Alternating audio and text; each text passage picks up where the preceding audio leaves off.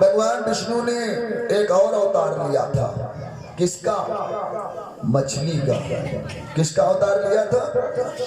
मछली का। सुखदेव जी महाराज राजा परीक्षित से बोले कि राजन, एक सत्यव्रत नाम के राजा थे, हमेशा सत्य बोलते थे, सत्य का व्रत धारण करते थे। एक दिन नदी में स्नान करने गए, सूर्य को जल देने लगे तो उनके हाथ में छोटी सी मछली आ गई। मछली ने कहा, राजन मुझको जल में नहीं डालना, नहीं तो बड़ी मछलियां खा लेंगी हमको। सत्यव्रत ने उस मछली को कमंडल में रख लिया, लेकर के घर गए, घड़े में पानी भरवाया, मछली को रख दिया और जो ही मछली को रख करके पलटे, मछली ने आवाज लगाया, महाराज मेरा शरीर इस घड़े में नहीं आ रहा है, दूसरी जगह ले चलो। राजा सत्यव्रत ने देखा जो इतनी छोटी मछली थी इतनी बड़ी हो गई। सत्यव्रत ने उस मछली को उठा करके अपनी रानी के स्नानागार में डाल दिया, जहां उनकी रानी नहाती थी, पक्के तालाब में। स्नानागार में मछली को डाल करके जो ही पलटे, मछली फिर चिल्लाई, राजन मेरा शरीर इसमें भी नहीं आ रहा है, और कहीं ले चलो। देखा क्या? आधा शरीर तालाब के बाहर पड़ा हुआ। सत्यव्रत कहने लगे, आए अभी तो इतनी छोटी थी कि मेरी अंजुली में आ गई, इतनी बड़ी हो गई, इसका मतलब कोई साधारण मछली नहीं है। हाथ जोड़ करके बोले, अय मछली देव, अय मछली देवी, आखिर तुम हो कौन? मछली बोली, राजन तुम नहीं पहचान पाए, देखो मैं कौन हूं। आज राजा सत्यव्रत क्या देखते हैं कि उसी मछली से भगवान विष्णु के चतुर्भुजी दर्शन हुए, शंख चक्र गदा पद्म धारण किए हुए नारायण के दर्शन प्राप्त हुए।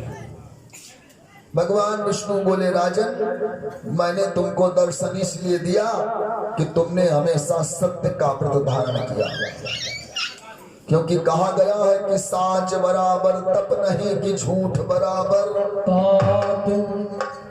लेकिन राजा सत्यव्रत जीवन में कभी झूठ नहीं बोले थे। बोले, राजन मैंने तुमको दर्शन दिया क्योंकि तुम्हारे से कुछ काम करवाना है। क्या करवाना है? आज के 7वें दिन प्रलय हो जाएगी, कुछ नहीं बचेगा, सब जल ही जल हो जाएगा, केवल तुम बचोगे। तो तुम क्या करो, पृथ्वी पर जितने प्रकार की वनस्पति है, बीज हैं, एक एक बीजों को एकत्र कर लो। उसके बाद क्या होगा हम तुम्हें बताएंगे। इतना कहकर के मछली अंतर ध्यान हो गई। बोलो विष्णु भगवान की। थोड़ा शीघ्रता में इस कथा को हम बता रहे हैं आपको, क्योंकि मैंने बताया था कि कथा एक भी नहीं छोड़ेंगे, भले ही जल्दी में सुनाएं। मछली जब चली गई, सत्यव्रत ने वैसा ही किया, एक एक बीजों को एकत्र करके गठरी बना लिया। 7वें दिन इतनी बारिश हुई, इतनी बारिश हुई, सारा संसार जलमग्न हो गया। राजा सत्यव्रत के घर में भी पानी आ गया। राजा सत्यव्रत गठरी को लेकर के कमरे से निकले, कमरे में पानी घुस गया, उसी में बहने लगे। बहते चले जा रहे हैं, तब तक क्या देखा, एक नौका दिखाई पड़ी। नौका की तरफ हाथ उठाया, नौका उनके पास आ गई, उसी नौका पर बैठ गए गठरी लेकर के। अब क्या देखते हैं कि जिस मछली ने दर्शन दिया था, आगे आगे वो मछली है और उसी के पूंछ में वो नौका बंधी है। मछली बोली, राजन देखा, मैंने कहा था प्रलय हो जाएगी, क्योंकि अब सतयुग का अंत होने वाला है। हर युग का जब अंत होता है तो प्रलय काल आता है। राजन तुमको लेकर के हम हिमालय पर्वत की तरफ ले चल रहे हैं, तुम इसी पर्वत पर बैठ जाना गठरी लेकर के। आज के 7वें दिन के बाद पानी खत्म हो जाएगा। जब पानी खत्म हो जाए तो इन बीजों की गठरी को लेकर के उतरना, पृथ्वी पर ये बीज छिड़क देना ताकि वनस्पति तैयार हो जाए। सत्यव्रत ने वैसा ही किया।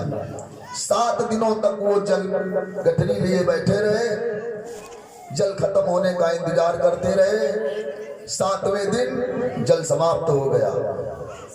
राजा सत्यव्रत गठरी लेकर के उतरे, बीजों को बो दिया। आज जो ये वनस्पति देख रहे हो, राजा सत्यव्रत के बोए बीज हैं। एक बीज बो 100 बीज हो जाते हैं। अब ये कभी नष्ट नहीं होते हैं। कोई भी बीज पृथ्वी पर डाल दो, समय आने पर जम जाएगा, क्योंकि सत्यव्रत के बोए हुए हैं, कभी नष्ट नहीं होते हैं। ये प्रकृति, ये वनस्पति जो कुछ देख रहे हो, महाराज सत्यव्रत के बोए हुए हैं। प्रलय काल दिखलाने के लिए भगवान विष्णु ने राजा सत्यव्रत को मछली का दर्शन दिया था। बोलो मत्स्य देव भगवान की। अब महाराज सत्यव्रत के द्वारा भगवान का मछली अवतार हो गया।